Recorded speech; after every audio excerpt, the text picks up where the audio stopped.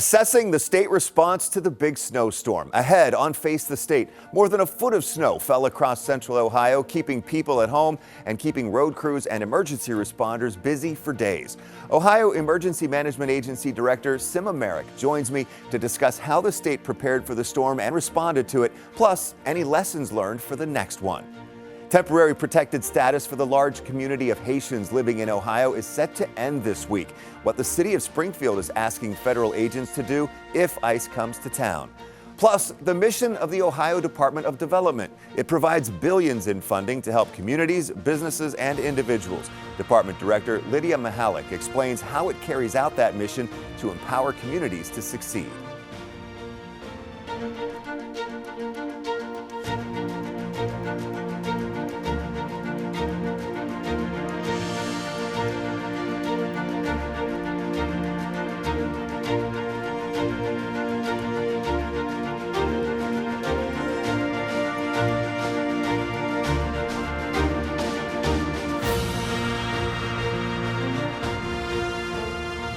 Thanks for joining us for Face the State. I'm Doug Petcash. It's been a week since the big snowstorm, but Ohioans are still dealing with the aftermath and the very cold weather.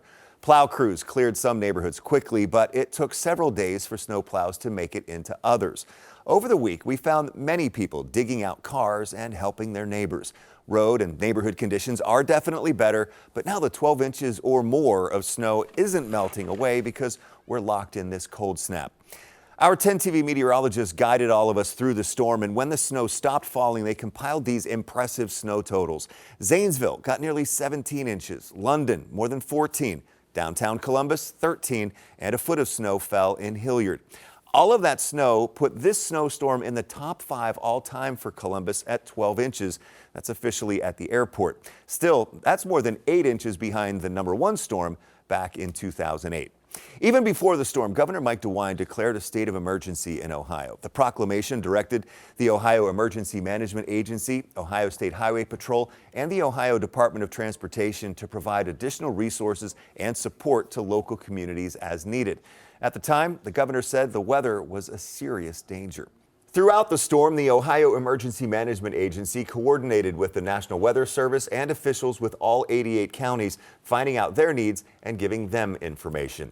Joining me now to talk about how it all went, what the focus is now with the ongoing frigid temperatures, and any lessons learned is Ohio Emergency Management Agency Director Sima Merrick. Director Merrick, thank you for being here today. Absolutely. Thanks, Doug, for having me. No, you're welcome. So what are you focused on right now? So, Doug, with the frigid cold, we are really focusing on the impacts of that. And what are these temperatures really doing to the state and to folks? So we're coordinating with our county emergency management agencies, we're working with our state partners, and we're continuing to coordinate with the National Weather Service to see what those temperatures are, what's overnight look like, what are the wind chills, and are there going to be impacts from this weather as we continue? Because it's just not breaking at this point. Are you still getting requests for help at this point? We are not. We are getting information to say, hey, we're dealing with this locally, right? We just want you to know, we want to share this information, because if we exceed our capacity, we may need you, or we may need assistance from the state in getting resources. A lot of snow fell. I mean, we showed like 17 inches in Zanesville, 13 inches downtown Columbus. Were there any areas that had other issues, like on top of all the snow that caused, that you had to respond to? Yeah, for the most part, and I will say this, the state fared well with we had heavy snow, as you indicated. However, in these temperatures and with the snow, there are issues with things like water main breaks. Yeah. And as water main breaks occur and they repair them and they repressurize the system, there may be more breaks. So as that is a prolonged response and repair, there are times that they need assistance in procuring water or having water for their residents while they're making those repairs. That's a big one. We continued to watch any issues that came up related to fire safety, right? So reminding people, do not leave your space heaters on. Do not run a generator if it's not vented. Those are the kinds of things we continue to watch, but overall, overall, we had a pretty good run through this heavy snow. So what are you hearing also from your colleagues, like from the state police and Department of Transportation, as you coordinate with them as well? So we continue to coordinate. Our Joint Information Center is still open, and we are still at assessment and monitoring, which means we are coordinating with our state agencies. The Highway Patrol continues to patrol the roadways, assist motorists. You know, there are slick spots. We start to see dry pavement and people go, and then we have spin outs, or there's those crashes. So they're continuing to respond to that. The Ohio Department of Transportation continues to work with us and the National Weather Service on how the roadways look. What are the temperatures of those roads? Where are they salting? Where are they pushing snow? Are they getting the berms pushed back? So those are the kinds of coordinations we continue to work with. So what did the state have in place before the storm? How do you prepare leading up to this? Is this something that's like long-term planning and then you put it into action, or is it last-minute stuff? No. And that's a great question. So we monitor weather. We're on all the time with the National Weather Service offices that service Ohio, and we see things coming ahead, right? So we knew days out there was a storm coming. We watched the models in conjunction with coordination calls, did some partnering. I elevated the State Emergency Operations Center to assessment and monitoring, which kicked off a little bit more of our coordinated calls and information sharing.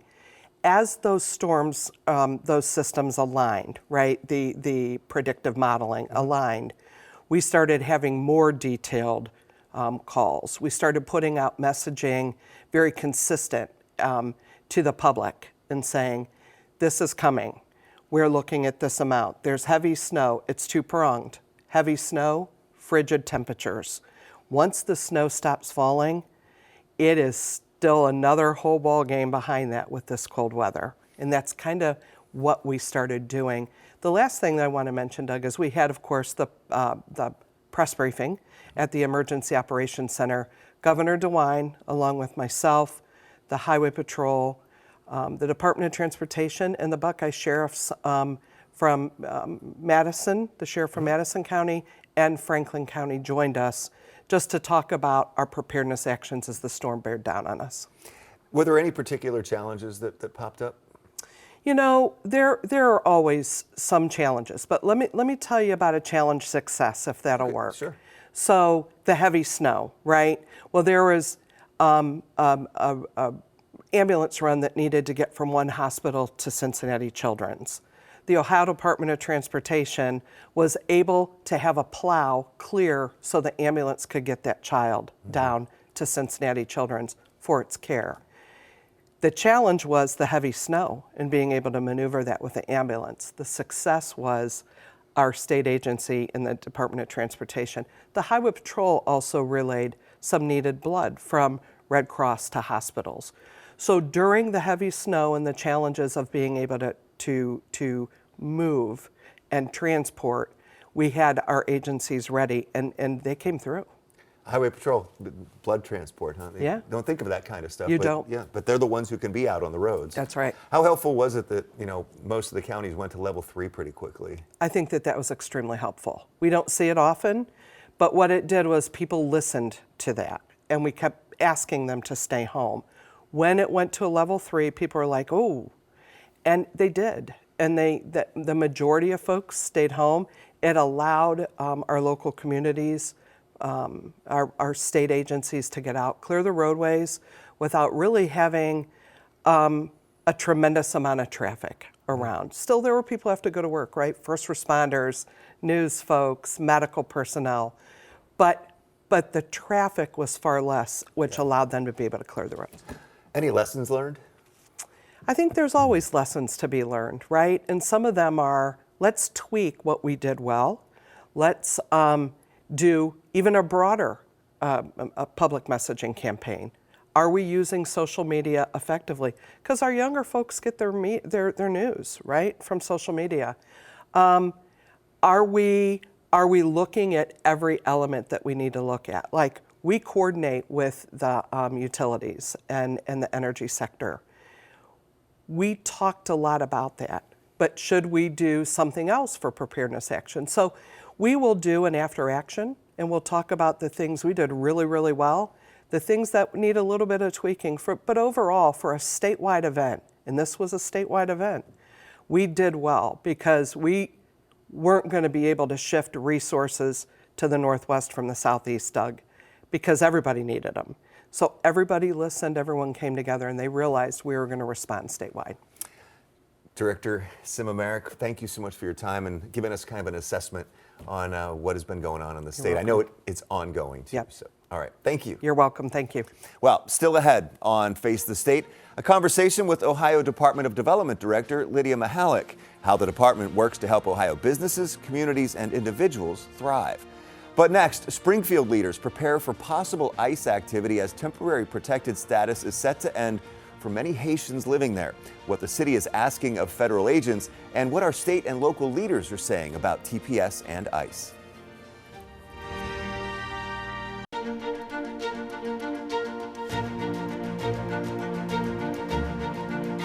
A federal appeals court says ending temporary protected status for Haitians and Venezuelans in the U.S. was illegal. There's a large community of Haitians in Springfield, Ohio. The ruling says Homeland Security Secretary Kristi Noem exceeded her authority with the terminations. Haiti's TPS designation is scheduled to end on February 3rd. A ruling from a federal judge was also expected this week on a request to pause that termination while a separate lawsuit challenging it proceeds. An estimated 30,000 Haitians with TPS live in central Ohio, including between 12 and 15,000 in Springfield. City officials there are preparing for possible immigration enforcement in the city. During a city commission meeting last week, officials passed a resolution asking federal agents to comply with local rules and ordinances. We would ask that they would not cover their faces so they could be identified as federal agents as well. City leaders acknowledge they do not have the authority to require federal agents to follow these policies. The Department of Homeland Security says it's ending TPS because conditions in Haiti have improved enough that immigrants can return to their country. Thursday morning, Ohio Democratic U.S. Congresswoman Joyce Beatty and Columbus Mayor Andrew Ginther held a roundtable addressing ICE's efforts in the wake of what's been happening in Minnesota. People are dying when they should not be dying. So if this administration is going to send into our communities ICE agents and let them be like renegades, we're going to come together as a community to figure out how we move forward. We're going to continue to work to make sure that everybody in this community is safe. And so we're going to communicate with members of the Haitian community and other new American communities around their rights and doing everything we can to educate folks to make a plan to keep themselves safe. Mayor Ginther restated the city will not coordinate or provide resources for federal immigration enforcement. Last month, Homeland Security officials said more than 280 people were arrested across the state between December 16th and the 21st. I also asked Republican Senator Bernie Moreno whether he believes temporary protected status for Haitians should end on February 3rd. He says they don't have to go back to Haiti, but they can't stay in the U.S. This large group of Haitians has had a long time here. A small group of them do have jobs, and I've told the employers, and I told them a year and a half ago, make plans to replace those workers with American workers. And they'll have an opportunity to, in a very orderly fashion, be able to self-deport. We shouldn't need an ICE surge or Border Patrol surge anywhere in Ohio because the people who are in this country illegally should get the message. And the message is very, very simple. If you don't have a valid visa or a permit or a green card to be in this country, you have to self-deport. Senator Moreno says the large number of Haitian immigrants also puts a strain on social safety net programs, and American citizens should be taken care of first. The senator adds they can apply to come back to America, but will have to go through the immigration process. Still ahead on Face the State, it provides billions in funding every year for communities all over the state. Department of Development Director Lydia Mihalik on what the department targets and why she believes it's money well spent.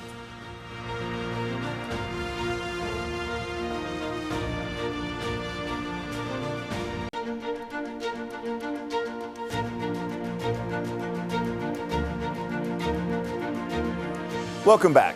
Face the State was preempted here on 10 TV last Sunday to make way for our coverage of the major winter storm that was pounding central Ohio.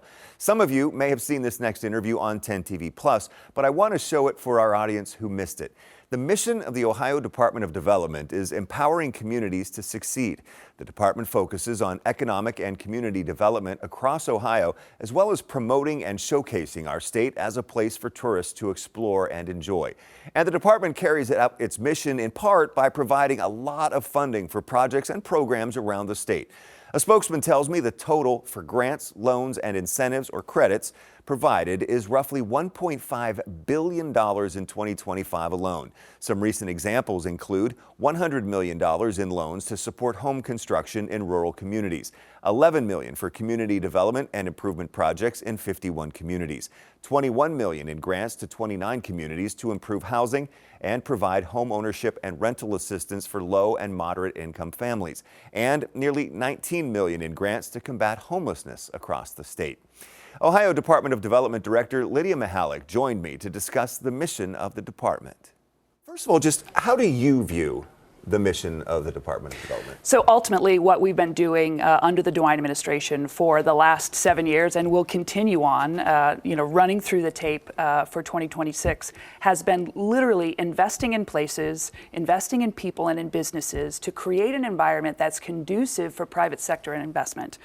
This is a model that I utilized when I was mayor up in Findlay in Northwest Ohio. Findlay formula? That's right. And so it's something that has worked, and we're seeing it work in areas all around the state, in fact, in all 88 counties. What do you mean by that? Is it like communities building themselves up with help? Is it? Yeah, so a long time ago, someone told me that why would anyone want to invest in a community that wasn't willing to invest in itself?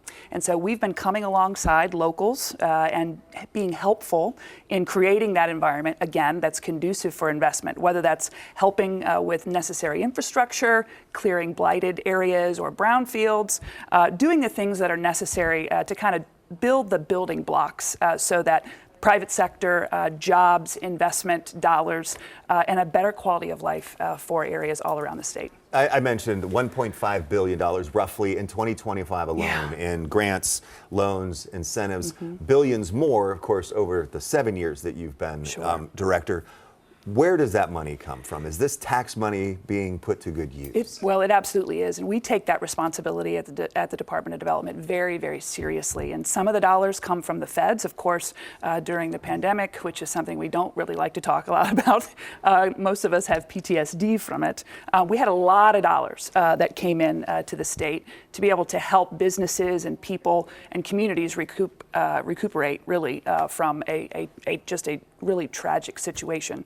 So billions of dollars from the Fed, but we've also, done really well economically in the state of Ohio the last several years, and we've put one-time dollars that we've gotten or earned over the last, several years to good use. So putting things in the ground to help communities do great things. And so where does the department focus its efforts? Is it on large cities? Is it on small communities? Is it a mix? And do you try to hit the whole state? Yeah, well, Doug, it's everywhere. And it's the big booming cities that we have, the Columbuses, the Clevelands, the Cincinnatis, the middle market towns, Akron, Canton, Lima, and the small rural areas as well. And so, we have been focused very intentionally on doing investments all throughout the state of Ohio. So a lot of people hear in the news that there's a lot of investment happening in Columbus, but we're doing just as much investment in areas like Appalachia. So in Ross County, in Chillicothe, we have recently a $35 million investment to help them redo the center there of Chillicothe, Yaktangi Park. Meaning what, redo? So they had an old park with some really historic buildings that they didn't have the investment, they didn't have the funding to be able to refurbish and make a nice center for commerce and activity. and to attract visitors to the town as well. And so we've been helping communities like Chillicothe do really big things, and I can't wait to see these projects when they're finished. And then also the department does focus on tourism. We do. So what is the focus on tourism that you're really working on? Yeah, well, look, the governor has said since he took office in 2019 that he wants everyone to enjoy Ohio just as much as we do. And so we were focused a lot on markets just outside of the state of Ohio, places like Indianapolis, in Buffalo, in Detroit. You're talking about promoting the state too. Then. Yes. And so, well, hey, we see the promotions from other states. We too, do. so We there's do. competition. Trust me, the governor lets me know when he sees someplace like New Jersey, or even promoting, or Kentucky. So we've done a lot to make sure that Ohio is front and center, and whether that's front and center for a great place to do business. So we've been attracting businesses from the coasts to Ohio, a great place to live and to learn, but also to visit and to have fun. And so we've actually seen an increase in visits due to the marketing efforts of our Tourism Ohio group, and we're really excited about what the future holds. Some of the efforts I've seen is, you'll talk about, like, put out a list of the Christmas light displays and the different types of maps that are maybe a theme. Yeah. Is that important? Yeah, it is. So, trails are a really big deal. And there are people who like to do they're foodies, they like the donut trail. There are people that really enjoy the ice cream trail. The donut trail and ice cream trail, I would write this down. I know. Well, you can go to ohio.org to learn more. And so we put these trails together. They're things that you can do, whether in a day or maybe over a weekend, and you can see all of the great things that Ohio has to offer. Does the department also have a hand in workforce development? We absolutely do. We do. hear a lot about that from the state. Yeah, no, we absolutely do. Workforce development has been key from day one. We put together a lot of programs to help people skill up and make sure that they're ready for those jobs that we're bringing for not only today but tomorrow. And a lot of that training and skills development can be done at no cost. And so that's an important investment from our perspective. It's not just young people, but it's adults who are maybe going into a new industry. And so we want to be supportive of that effort. And you have an initiative for minority-owned businesses. We do. We absolutely do. We have a minority business development division, and it helps our women-owned businesses, our minority-owned businesses do great things all around the state. That we give them access to capital, which is still really hard today in this environment. But we also help with business counseling, helping with business plans and getting them connected to the right people so that they can live their version of the American dream. Anyone who's thinking about starting a business or has a business that needs some help, how do they find it? You got to go to development.ohio.gov. All right. So one more year left in Governor DeWine's administration. We know he's term limited, so he can't run again. Yeah. You'll be part of that 8th year too. What's the focus in 2026? The focus in 2026 is making good on all of the things that we said we were going to do from the beginning in 2019. So whether that's infrastructure projects that need to get finished, because we still have a lot out there, whether it's brownfield cleanups that need to get done, whether it's expanding high-speed internet access to people all around the state, these are all things that we said we would do, and it's really incumbent upon us to not slow down at all. We got to run through the tape. Now that broadband effort is, how important is that in connecting the whole state? So what we found, during the pandemic was that a lot of people didn't have access to high-speed internet to be able to work from home or to learn from home or to even do a doctor's visit virtually. And so we know now that it's an important aspect of infrastructure that needs to be in every corner of our state. We can't have some areas that are benefiting while others are falling behind. And so broadband has been a really top priority for us in the administration. And that was Ohio Department of Development Director Lydia Mihalik. Thank you for joining me this week for Face the State. I'm Doug Petcash. I'll see you next Sunday at 11:30. Have a great day.